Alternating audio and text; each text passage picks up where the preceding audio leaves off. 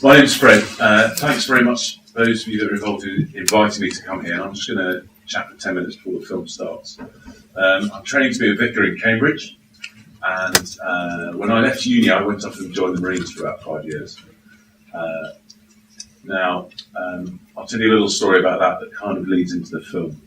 One of the things that we sort of used to train for was all sorts of, and plan for was all sorts of scenarios and possibilities. And the one that really sticks in my mind is that sort of classic no answer scenario where you've planned a patrol, you've been given a very important objective, whatever that is, and on your way to completing that, you get compromised. And what that means is someone sees you who shouldn't see you.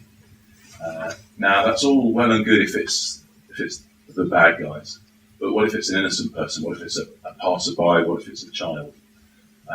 What do you do then? The Geneva Convention is obviously very clear. However, if your mission is so important that hundreds or thousands of lives depend on its success, what do you do about that innocent life that's in front of you? And of course, ideally, you want to come up with all sorts of answers, like just grab them, tie them up, and leave them till it's all over or whatever. But what if that is just not an option?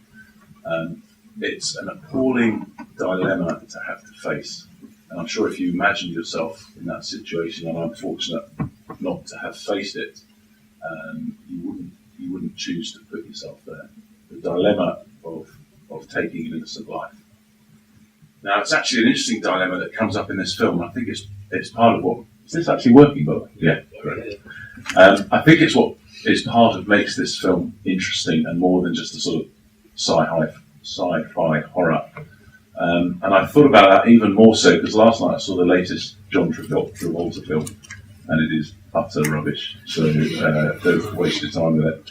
It's because it's shallow. There's no plot. There's lots of chasing and killing terrorists, but that's it. This film presents a fascinating dilemma in a number of ways. Have most of you seen it before? I won't spoil it for those that haven't.